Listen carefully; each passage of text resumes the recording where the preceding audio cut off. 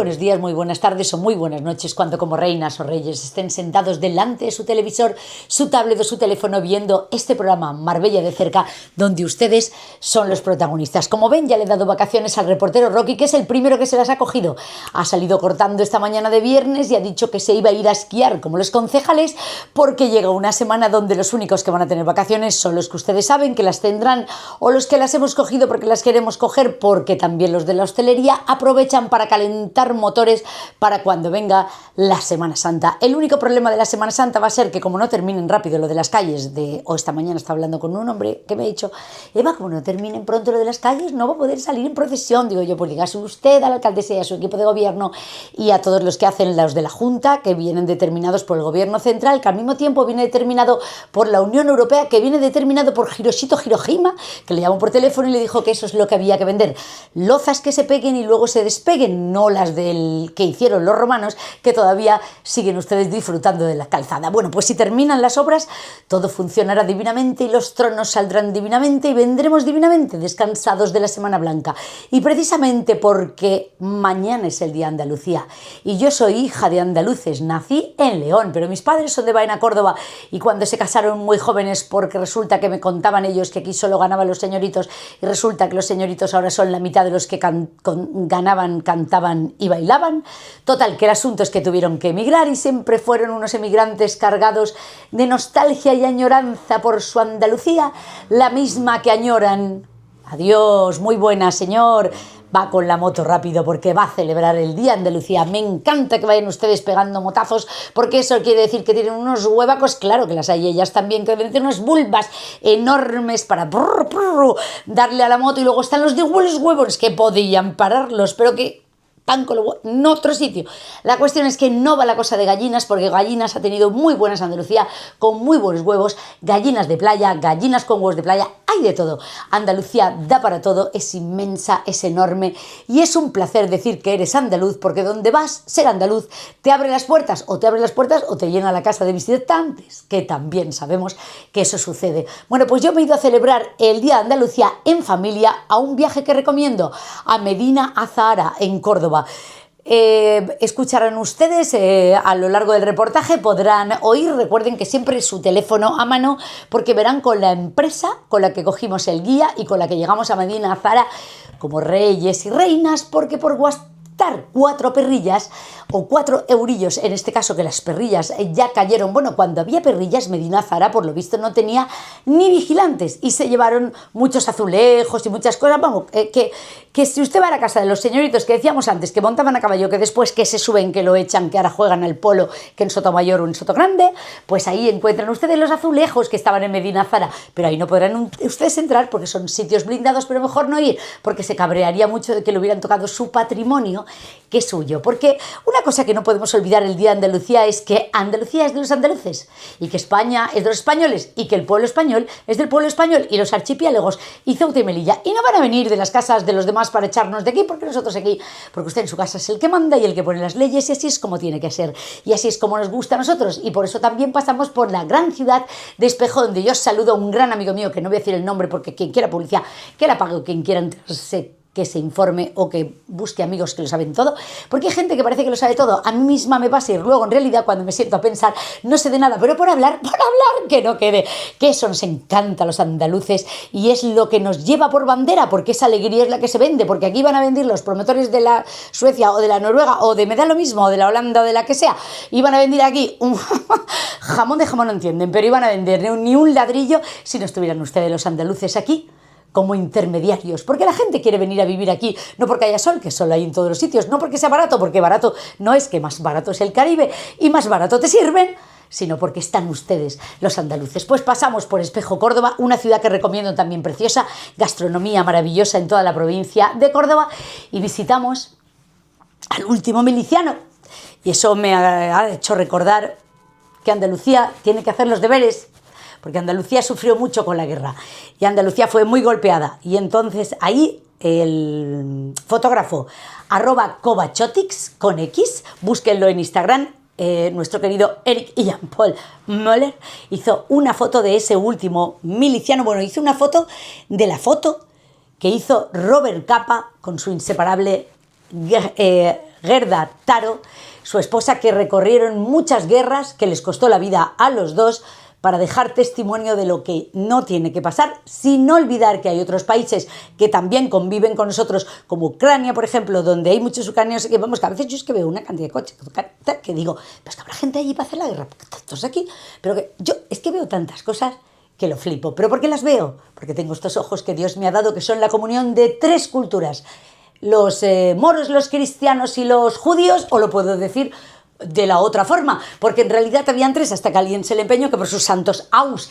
tenía que venir del norte a decirle a los del sur lo que tenían que hacer, y así se lió. Y eso no me gusta a mí, no me gustan los líos para nada. Así que si ustedes quieren ver ese homenaje precioso de No a la Guerra, tienen dos opciones. Les he dejado las fotos al final del reportaje. Van ustedes a Espejo Córdoba o se meten en las redes de @coachotis. Lo ves. Leica, lo ves como el amor y Leica. Me encantan todas las cosas. Y también mi querido Cacho me ha mandado dos fotos maravillosas, las lecheras y las lavanderas. Ay, si es que no se puede hacer nada sin tener la leche en su sitio y la ropa bien lavada. Pues esto ha sido todo. Disfruten del Día de Andalucía y disfruten de su Andalucía y disfruten de este fin de semana. Que lo hayan pasado muy bien durante la Semana Blanca. Funcionarios, bueno, los que me encontré yo donde estaba yo, pero claro, yo como soy la intermediaria fui donde estaban ellos para ver qué es lo que hacían, y me encanta todo lo que hacen, porque todo lo que hacen los señoritos es lo que quiero hacer yo, que nací para eso, ¿no lo ven? Por eso me he puesto la corbata. Gracias.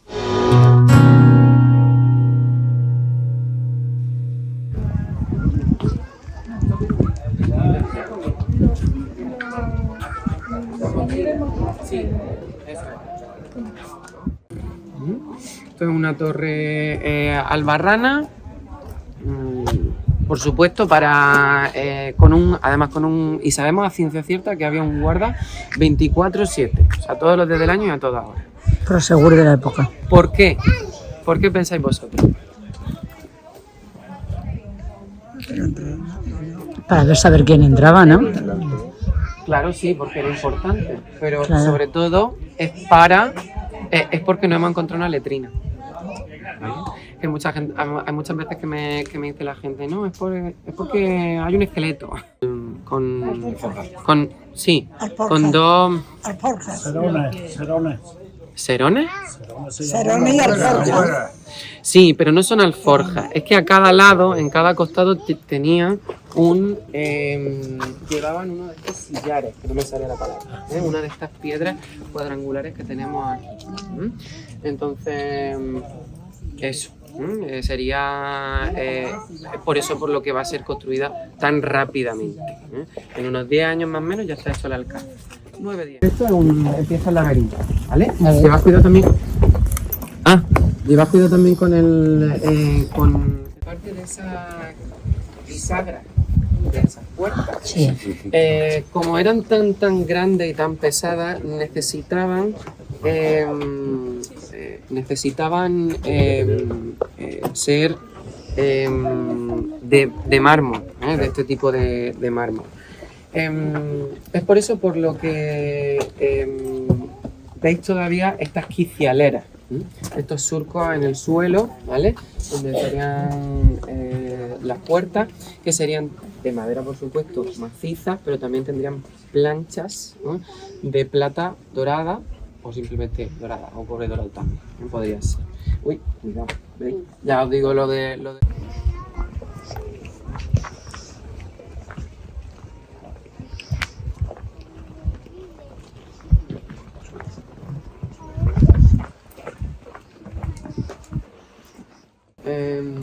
Abajo por nuestros pies, y sigue además bajando por toda esta cuesta hasta prácticamente el final del yacimiento. Desde aquí saldrían canalizaciones que irían a todas las partes de la ciudad. Esto sería simplemente una salida, una boca para ese agua. Boca de acueducto. Por eso, fijaos que Hace 1000 años abrían el grifo y salía el agua. todo el rato en Córdoba, o sea, todo el mes prácticamente. Yo vine un día, es verdad que estaba despejado, menos mal, pero yo, o sea, ese día vi que no es que corriese agua por ahí, es que salía de la propia piedra, o sea, para que veáis que también los niveles de los acuíferos y demás están muy altos, están bastante a esta misma altura, entonces no hace falta tampoco irse muy lejos como para encontrar agua, o sea, al final, pues, por suerte, Medina Zahara. hay bastante acuíferos y están todos prácticamente a un nivel aceptable. Alcantarilla es del nombre árabe. Lo expandieron, sobre todo. De hecho, una cosa muy simple, ¿no? Tampoco pensé. Ellos tienen una tubería para la agua, primero para la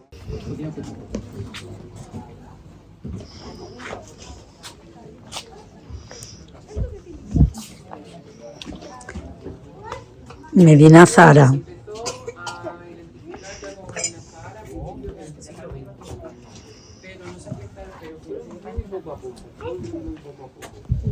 Medina Zahara ha tenido que varios directores y varios arqueólogos, bueno, en su época arquitectos, que han ido poco a poco patios de paso. Vamos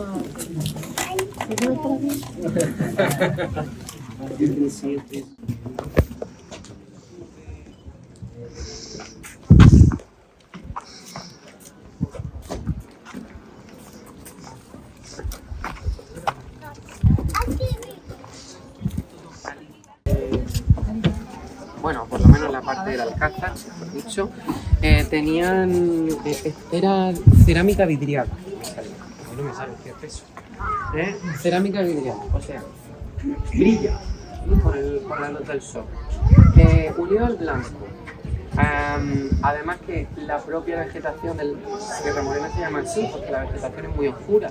Pues unido a todo eso, ese blanco, esa cerámica y la vegetación, es por eso por lo que se le va a llamar a esta ciudad Medina Zahara. Zahara quiere decir la ciudad brillante. Medina Zahara, la ciudad brillante. De referencia. De modo que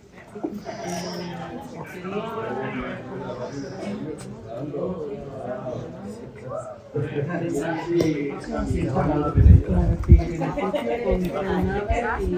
embajador llegaba, descabalgaba justo delante de este edificio en un caballo, por eso hay como un escaloncillo, ¿no? Para que al final no tenga que bajarse del caballo ni nada de eso, o sea, es un salto y el caballo abreva, un abrevadero que está ahí justo delante. Entonces aquí se viene para hablar con los ministros, con todos los funcionarios del país. Aparte de eso, podemos encontrar también algunos relojes de sol, ¿no? En estas salitas, ¿no? de aquí de los lados.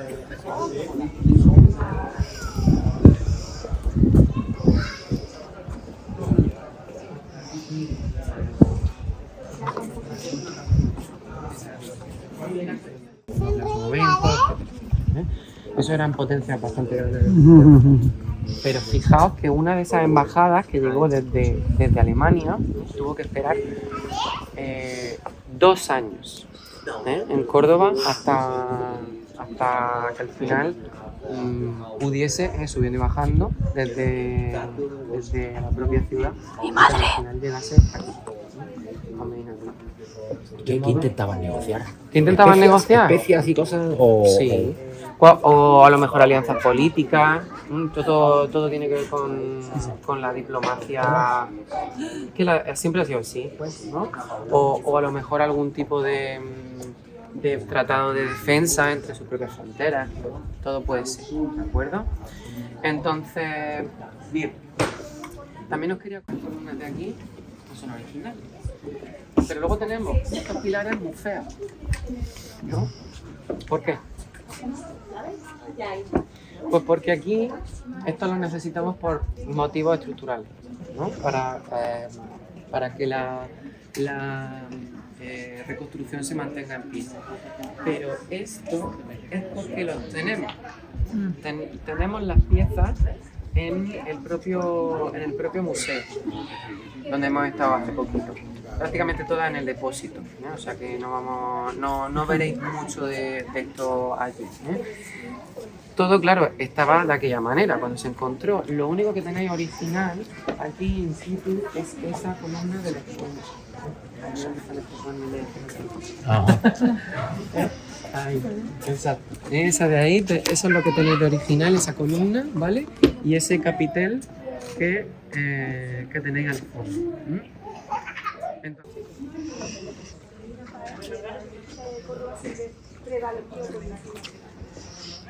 Una es de Lucena, una piedra de Lucena, otra de Cabra.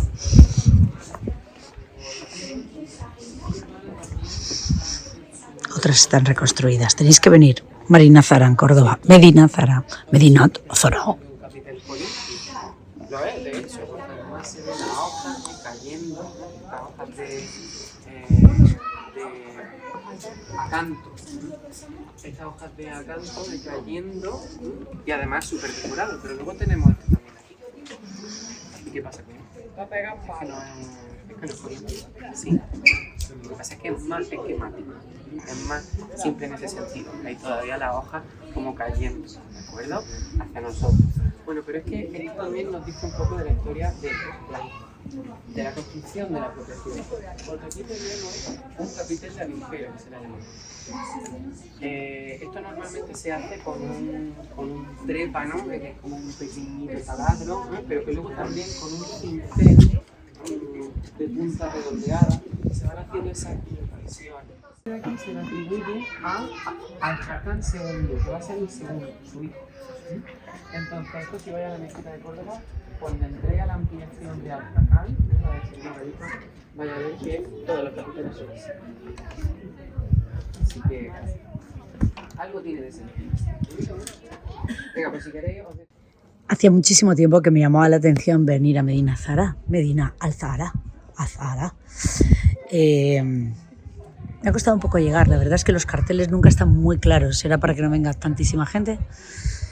Hoy estoy hasta las ubicaciones, todo, pero hasta la ubicación me perdió. O es que yo soy un poco torpe. Pero bueno, a mí me suelen pasar esas cosas de torpezas. Pero la verdad es que me encanta. Me encanta la historia, me encanta saber que las civilizaciones se pegan codazos unas a otras para quedarse con los territorios y que al final, pues de alguna forma, todos queremos la riqueza, el lujo, las condiciones de vida con diferencia social.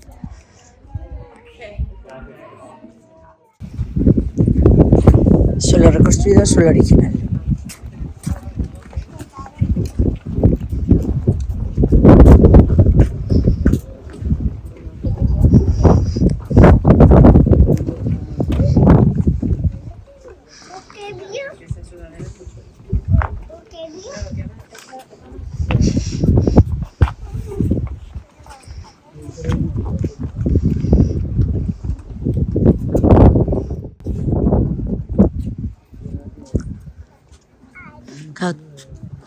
Claro, todas estas vueltas para que la gente, está diciendo el guía, no puedan hacer un mapa ni nada por dónde han entrado ni por dónde han salido. Vienen del sol, entran en la oscuridad y para que los reciban, entonces, bueno, claro, para que no se les metan enemigos dentro de las casas, lógico, hay que hacer un chequeo. Claro, con todos estos quiebros, estas calles despistadas, como un laberinto, si alguien quiere llegar para conquistar, pues se bloquea el complejo para que no lleguen donde está la gente viviendo o donde tienen las armas o los víveres. O sea que quien viene a la ciudad de Medina Zara tiene que hacer todo este laberíntico recorrido.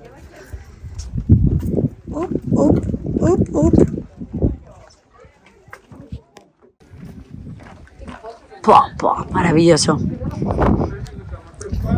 Patio de armas.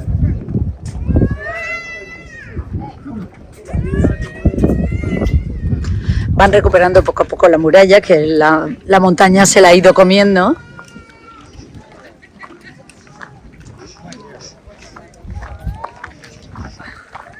Bueno, entonces, como la gran mayoría que hay aquí, este pórtico, de acuerdo, pensad que este arco central, este gran arco de herradura, tenía otros 7 a ambos lados. O sea que, pero 7 no de herradura, sino estos así un poquito más elevados, como veis, simplemente para mantener la estructura. Aquí también está todo reconstruido. Fíjate que ahí, a 1 metro y pico, un poquito, es donde es lo que tendríamos original. Que de hecho, cuando se encuentran los arcos, se encuentran, por supuesto, de aquella manera, ¿no? Pero si aquí lo encontráramos menos así, ahí lo tienen apilado los arqueólogos. No se ha reconstruido tampoco todo el pórtico, porque se ve demasiado. Esta es la puerta de entrada a la ciudad. Encima de este gran arco de herradura que tenéis, como veis, y demás, y todo muy para impresionar, ¿no? Sobre todo a los... Ahora vamos a ver la única parte que a lo mejor podréis ver. Estamos visitándolo un 8 de noviembre, con lo cual os digo la cantidad de buen tiempo que tenéis para poder venir a disfrutar de un viaje muy relajado para nosotros, porque llegáis aquí en 1 hora y media y hay una oferta turística maravillosa. Pero esta es la más importante. Si habéis hecho el tour en la mezquita, pues seguramente, o algún tour que sea, pues seguramente sabréis por qué. Pero si no, ahora os lo comento. Cuando estemos todos.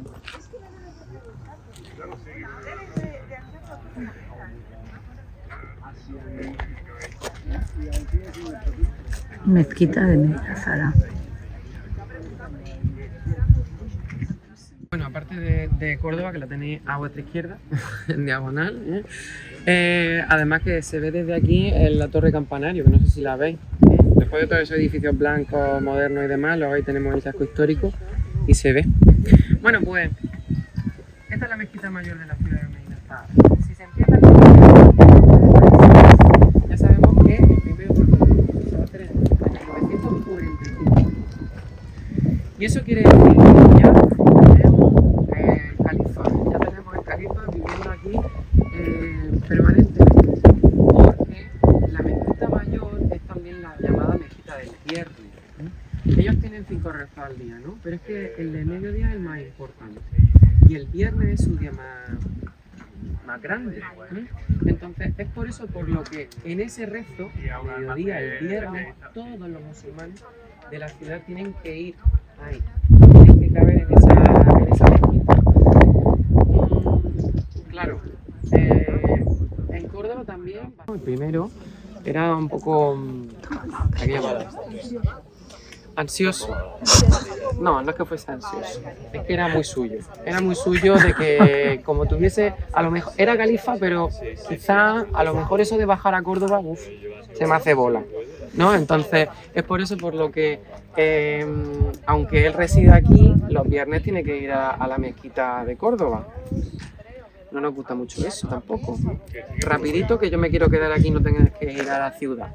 Entonces se le va a construir tan pronto esta mezquita, que además tenía un pasaje, un puente cubierto, un túnel aéreo, que también se le llama, ¿no? Un pasaje que iba desde el propio Alcázar hacia la mezquita, ¿vale? Para no tener que salir a la calle ni nada. Esas palmeras, y luego esas hileras que veis, ¿no? Son las columnas, donde irían las columnas. Y además esta sí que está orientada hacia la Meca perfectamente. Vamos a ir caminando y os explico el puerto.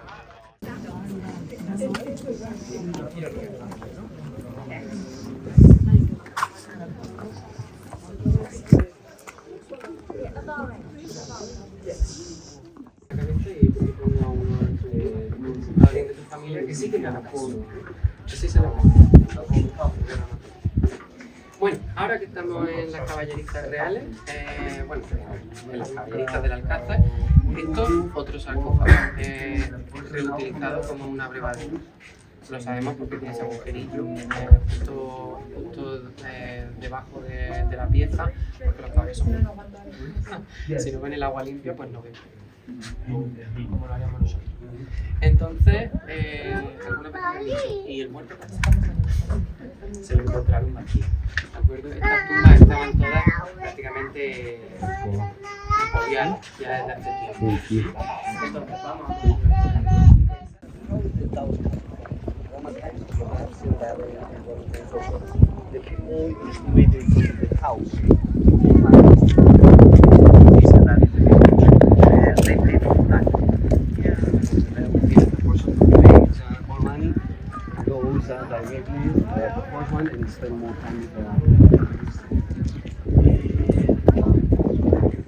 Esa, una de las esposas la esposa principal del emir Abdalá I, fue princesa de Navarra, o sea, del reino de Pamplona.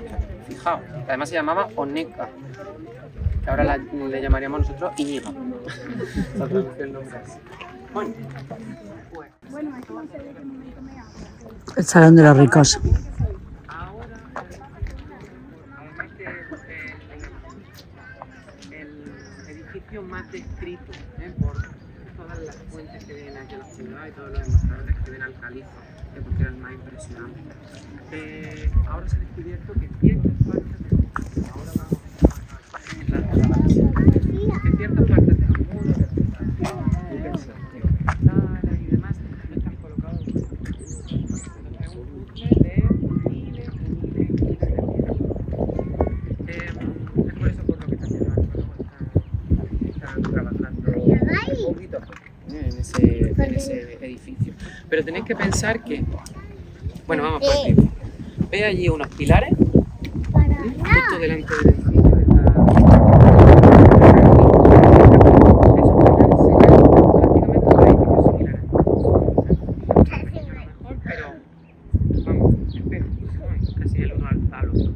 Ese sería el pabellón central que estaría reservado para el heredero. Después de haber hecho todo ese camino, de ir a un lado y demás, nos llevan a todos estos jardines que están reconstruidos también, pero sí que se quieren los jardines del Alto y el Bajo aquí, a mi derecha. Alto y Bajo Jardín, Entonces, reconstruidos en versión. Tenemos la recepción del heredero.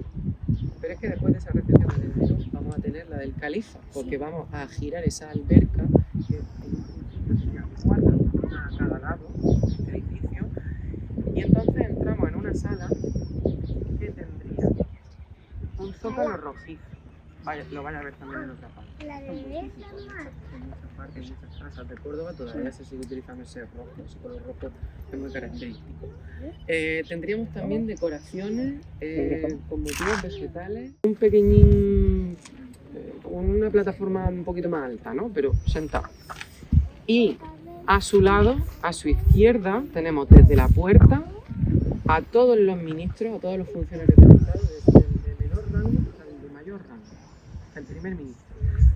Y a su derecha, a la derecha del califa, tendríamos a los familiares más lejanos hasta llegar a su familia más cercana y al heredero. Entonces, toda la corte estaría viendo a ver qué hacemos, qué nos dice y cómo termina el encuentro. Es verdad que los tratos probablemente no los juzgados ya se hubieran acordado antes, pero era una parte muy importante de ese ceremonial, era lo que al final luego se llevaban ellos a sus tierras y que luego ha coincidido con las descripciones que nos han dejado esos embajadores y por eso ahora ya sabemos mucho más. ¿Sí? Muchos más textos, pues vamos sabiendo mucho. Es muy complicado encontrar textos de hace 1000 años.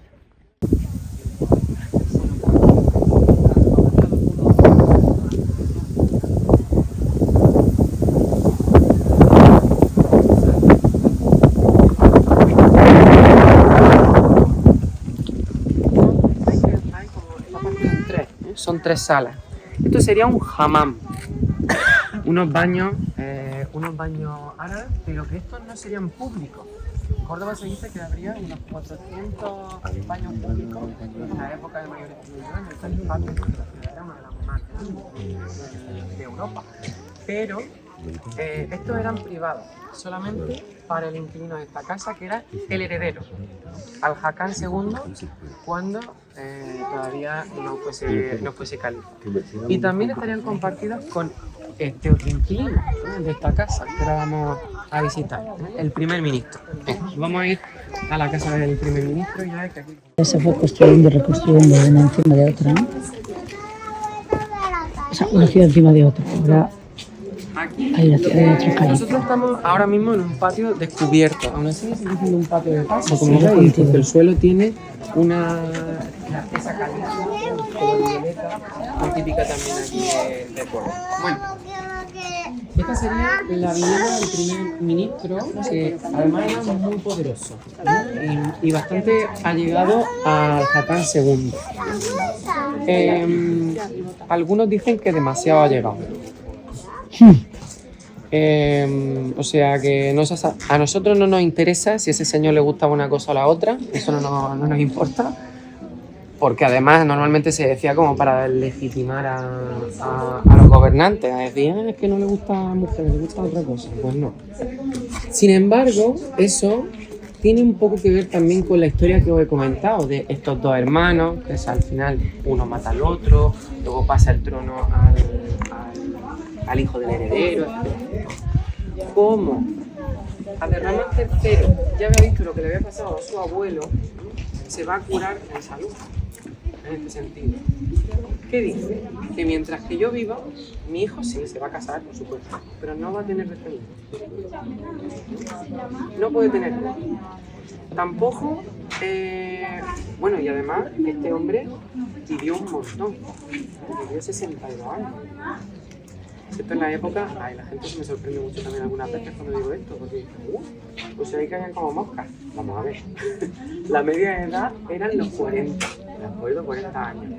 Pero eso es una media, eso no quiere decir que en cierto momento yo vaya a vivir mucho más. Entonces, además el califado, eso también no me lo cojáis, que me gusta también ser un poco burro a veces, no me lo cojáis también muy a literal, pero es que tampoco estaba en el campo que estaba trabajando físicamente, por supuesto que estaríamos cansados, gobernar es muy tal, pero por supuesto estaba súper cuidadísimo, con muchos médicos. Entonces, por eso, por lo que se nos va a hacer bola el asunto, porque yo, que soy el Haakon II... Sergio nos cuenta que aquí fácilmente no se encuentra el mármol y que lo trajeron de Sevilla. Bueno, este color es auténtico. Este es el mármol que viene de Extremo. Cuando estéis todos, quiero enseñar una cosilla, una última cosa.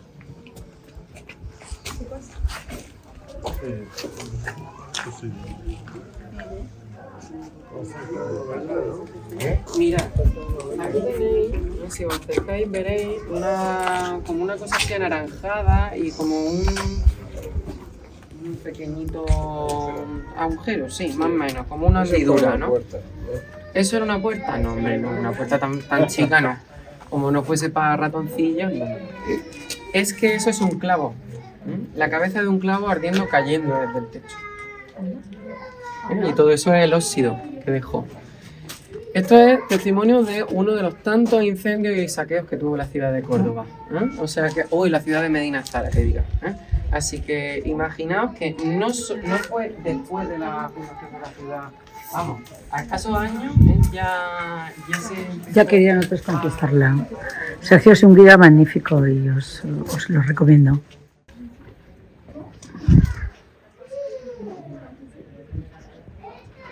Letrinas. Mira, esto es una fuente.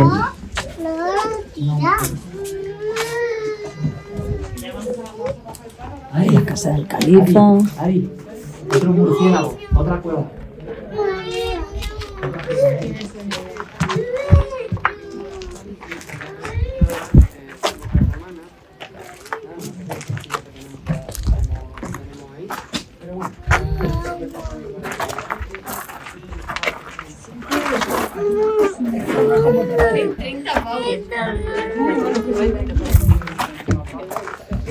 No era para eso saldría desde un surtidor, el agua saldría de un surtidor, de esa pila, y de la pila va a subir el Este es, bueno, esta sala que está justo delante.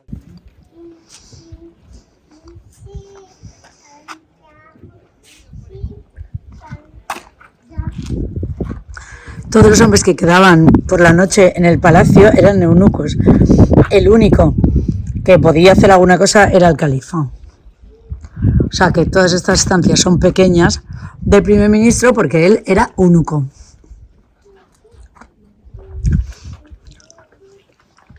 Somos unos salvajes.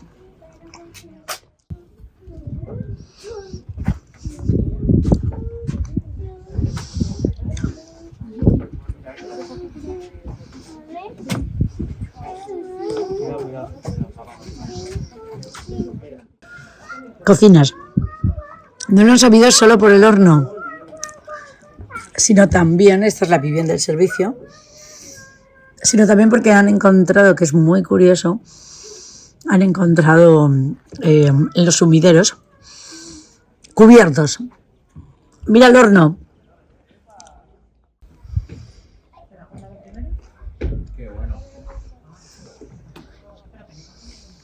¿Has visto el horno? Sí.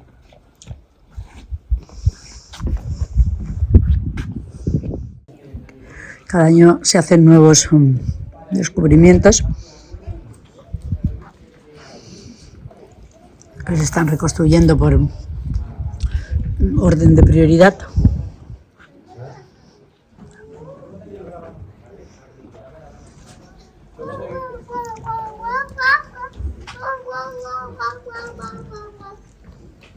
Oh, siempre sale algo, coño.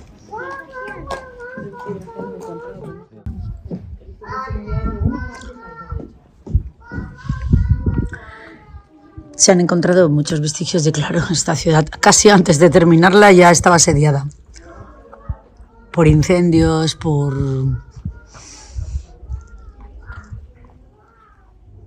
Es un baño. Flores de las piedras de las montañas de Córdoba. Siempre rampitas, claro, se construyó a las faldas de la montaña. Ahí sería acueducto.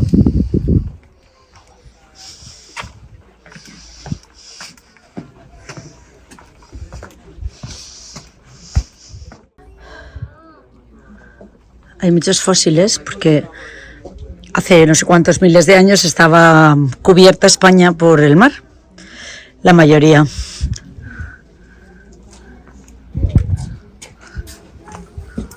Y aquí tenéis un... Mira, Concha.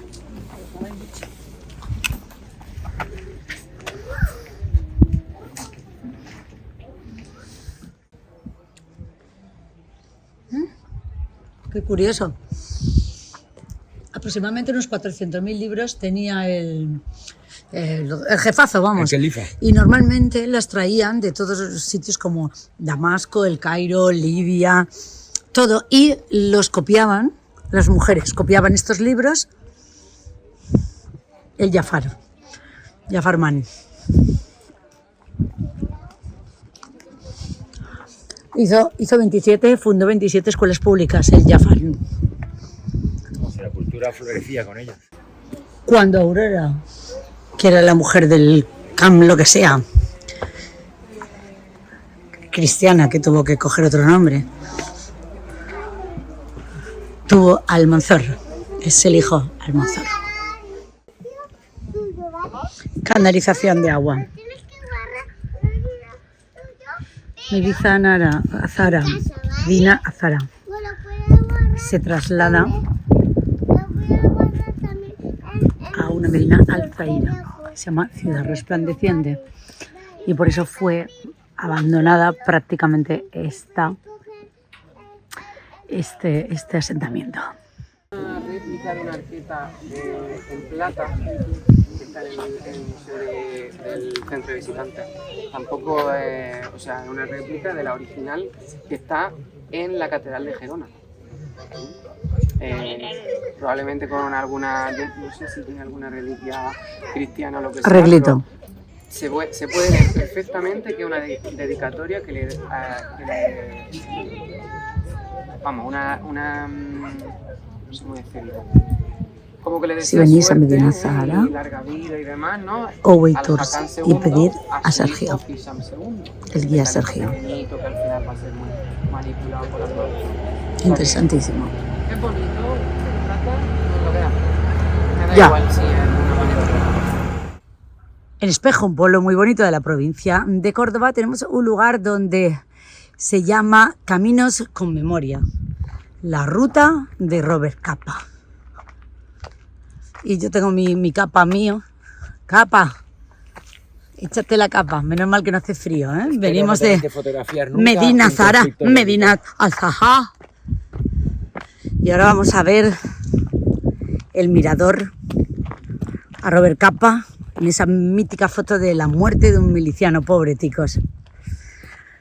En todos los sitios se recrudeció mucho la guerra, pero aquí mucho, porque mis abuelos ni querían hablar de ello, ni a nadie le interesaba despertar heridas, porque justo el vecino que tenían al lado, justo en la puerta al lado, el vecino sé que le sonríe usted todos los días, luego vienen a preguntar por usted y dice, ¿ese se viste rojo o se viste azul cuando le da la gana? Y vérselo, que me molesta además, si no pone mala música mejor. Ay, Dios mío, ¿cómo están las cabezas? Espero que las cabezas se los arreglen. Se cree que fue por aquí, por las investigaciones de los negativos y todo, donde se hizo la foto del gran fotógrafo Robert Capa, que gracias a él podemos sentir hoy en día náuseas en la boca del vientre por esta muerte por la patria insensata que llora una madre en su casa por la desaparición de su hijo. Para el resto solo significa un número más de esos que te dan cuando naces en el DNI, el que te corresponda. Y así... ¿creeríais vosotros que sería la muerte de un ciudadano? Todo por una idea, todo por un color, por un disfraz político. Bueno, te encanta haber venido, habías oído hablar de... Claro, y has querido hacerle un homenaje desde luego que... a uno de los mejores fotógrafos de guerra del mundo que murió precisamente en el Vietnam, dejando testimonio del horror y las atrocidades de unos americanos que entraban con lanzallamas a poblados de gente indefensa que cultivaban el arroz creyendo que ahí dentro había terroristas o había... La idea nunca es la del ciudadano, nunca. Sí, pero el ciudadano se presta a ello. La idea no es del ciudadano, pero el ciudadano se presta a ello. O sea, los tiros los pega alguien, los aviones los maneja alguien, las bombas las fabrica alguien. A mí lo que me llama la atención es que no seamos capaces de ponernos de acuerdo para la reforma laboral y que luego nos pongamos de acuerdo para matarnos unos a otros. Bueno, pues que esto hoy, en este mar de paz inmenso de la provincia de Córdoba, del Mar de Olivares, nos sirva para reflexionar que en vida es cuando tenemos que luchar por nuestros derechos. No dejar que nos avasallen en el último momento cuando ya no tenemos dignidad y nos ponemos a pegar tiros a no importa quién ni con quién. Esta mañana, justo en Medina Zara, fui... en primera persona, atacada por una mujer que quería subir corriendo al autobús y yo pues me subí para coger un sitio a mi madre porque estaba dando muchos trompiscones el camino para que fuera sentada y me llamó la atención. Más o menos diciéndome que me pusiera la última de la cola y yo le dije, mire, es que lo que yo quiero en realidad es coger un sitio para mi madre. Total, que es en esos momentos donde yo veo clave, cómo nos pueden utilizar luego los poderes que tácitos a pico y pala hacen que tengamos ese poco pudor de no dejar ya ni sentarse a una persona mayor en una silla estando un joven sentado en un transporte público, por ejemplo, a una mujer embarazada o a una mujer bajo ese lema de no queríais la igualdad, en fin, que Dios nos coja a todos confesados el día que llegara alguna cosa, porque la verdad tenemos todos mucho que confesar, mucho que aprender todavía. Lo más penoso de todo es que esa mujer llevaba con ella a su hija, porque se veía claramente que era su hija de unos 11 o 12 años, que la dejara sentada en una gasolinera el día que ya no le sirva para nada, puesto que con la educación que le estaba dando, imaginaos ustedes qué tipo de cocodrilo nos ha dejado en el universo. Y encima querrá que le demos becas y que se la eduquemos luego nosotros. El momento del desplome de un miliciano. Increíble. Fue tomada en 1936. Estos pobres hombres ahí celebrando una victoria mínima. Que vendrían de cargarse ellos a otros, vamos, que no es que...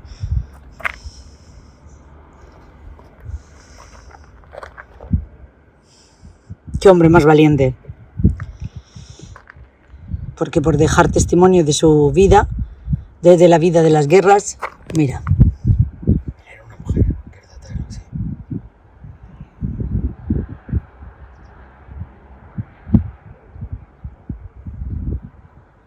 Sí, muchas de las fotos dicen que las hizo ella, Gerda Taro, pero bueno. Mira, Gerda Taro con la máquina de fotos Leica, como nuestro Kovachotis Leica, con su exposición en el espacio habitado. Y además con el cine. Luego hay algunos que dicen que a un tonto le das una cámara y se pone a grabar. Sí, y a un tonto le das un barril de cerveza y se pone a servir cañas.